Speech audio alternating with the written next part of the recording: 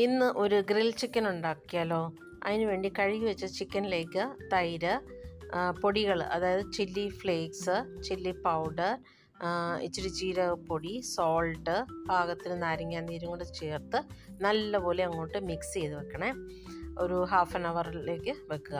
അതിൻ്റെ സൈഡ് ഡിഷായിട്ട് onion, tomato, chilli flakes, ഉപ്പ്, പിന്നെ സുമാക്ക് എന്ന് പറഞ്ഞാൽ ഈ പോമിഗ്രാനൈറ്റിൻ്റെ പൗഡർ, അതെല്ലാം കൂടെ ഇട്ട് നല്ലപോലെ മിക്സ് ചെയ്ത് അതിനൊരു സൈഡ് ഡിഷും പാകത്തിന് വെച്ച് ഇച്ചിരി മല്ലിയില കൊണ്ട് ഇട്ട് അത് മാറ്റി വെക്കുക. പിള്ളേർക്ക് പൊട്ടറ്റോ വെഡ്ജസ് ഇഷ്ടമായതുകൊണ്ട് ഞാൻ പൊട്ടറ്റോ നല്ലപോലെ കഴുകി അത് കട്ട് ചെയ്ത് അതിനകത്തോട്ട് ഇച്ചിരി പാപ്രിക്ക പൗഡർ, ഇച്ചിരി ചില്ലി ഫ്ലേക്സ്, പാകത്തിന് ഉപ്പ്, ഗാർലിക് പൗഡർ, ഇച്ചിരി ഒലിവ് ഓയിലും കൂടെ ഇട്ട് അത് നല്ലപോലെ പുരട്ടി വെച്ചിട്ട് എയർ ഫ്രയറിനകത്തോട്ട് അത് ബേക്കാൻ വേണ്ടി നമ്മളൊരു 20 മിനിറ്റ്സ് 180 ഡിഗ്രിയിൽ ഒരു 20 മിനിറ്റ്സ് അത് ബേക്ക് ചെയ്യാനായിട്ട് വെക്കണം.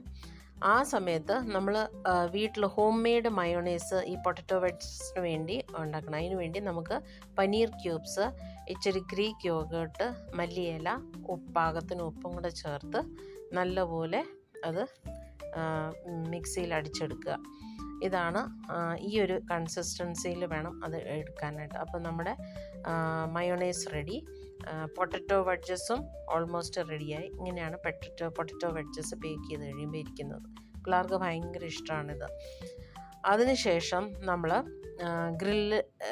ചിക്കൻ ഗ്രില്ല് ചെയ്യാൻ വേണ്ടിയിട്ട് എയർ ഫ്രയറിനകത്തോട്ട് നമ്മളൊരു 200 ഡിഗ്രിയിൽ വെക്കണം. അപ്പോൾ അതിന് സൈഡ് ഡിഷായിട്ട് ഇച്ചിരി ഓണിയനും ക്യാപ്സിക്കവും ടൊമാറ്റോ എല്ലാം കൂടെ അതിൻ്റെ മുകളിലോട്ട് വെച്ചാൽ അതും കൂടെ ബേക്കായിട്ട് കിട്ടും.